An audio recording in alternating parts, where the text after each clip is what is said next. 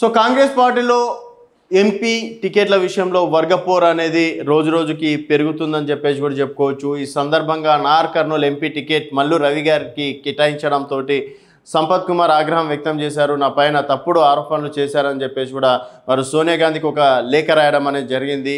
So ఒకసారి చూసుకున్నట్టయితే నాపై తప్పుడు సమాచారం ఇచ్చారు, నార్ కర్నూలు ఎంపీ టికెట్ కేటాయించండి. సోనియా గాంధీకి లేఖ రాసిన ఏఐసిసి కార్యదర్శి సంపత్ తను ఎదగడం ఇష్టం లేక కొంతమంది పార్టీ ముఖ్య నాయకులు అధిష్టానానికి తప్పుడు నివేదికలు పంపారని ఏఐసిసి కార్యదర్శి అలంపూర్ మాజీ ఎమ్మెల్యే సంపత్ కుమార్ ఆరోపించారు. ఈ విషయంపై పూర్తి స్థాయి వివరాలు తెప్పించుకొని నార్ కర్నూలు పార్లమెంట్ టికెట్ తనకు కేటాయించాలని కోరుతూ కాంగ్రెస్ అధినేత్రి సోనియా గాంధీకి బుధవారం లేఖ రాశారు. పార్టీ బలోపేతంగా రూపొంది గత అసెంబ్లీ ఎన్నికల్లో అధికారంలోకి రావడానికి తన వంతు కృషి చేశానని పేర్కొన్నారు. నార్ కర్నూలు పార్లమెంట్ నియోజకవర్గం నుంచి పోటీ చేసేందుకు తను సంసిద్ధంగా ఉండగా కొంతమంది నాయకులు తప్పుడు నివేదికలను అధిష్టానానికి పంపారని తెలిపారు.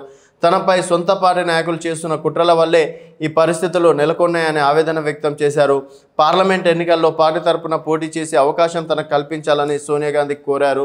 సో ఇప్పుడు మొన్న కార్పొరేషన్ చైర్మన్ల విషయంలో కూడా ఏకపక్ష నిర్ణయం తీసుకున్నారని చెప్పేసి కొంతమంది మంత్రులు ఏకంగా సోనియా గాంధీకి లేఖ రాయడం అనేది జరిగింది.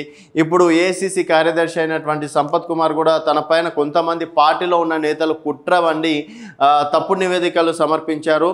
అసలు సిసలైన నివేదికను మీరు వ్యక్తిగతంగా మీరు తెప్పించుకొని చూడండి, డెఫినెట్గా నాకే కేటాయించండి అని చెప్పేసి కూడా సోనియా గాంధీకి లేఖ రాశారు. అలాగే ఇక్కడ పొంగులేటి వర్గీయులే తనకు టికెట్ రాకుండా చేశారు. ఆయన ఖమ్మం నుంచి రాజకీయాలు నడిపించి మల్లు రవికి టికెట్ ఇప్పించుకున్నారని చెప్పేసి కూడా వారు చెప్తున్నారు. సో అక్కడ చూసుకున్నట్టయితే మల్లు రవికి టికెట్ కేటాయించడం, తర్వాత మల్లు భట్టి విక్రమార్క గారు ప్రస్తుతం ఉప ముఖ్యమంత్రిగా కొనసాగుతున్నారు, ఆర్థిక శాఖ మంత్రిగా కూడా వారు కొనసాగుతున్నారు.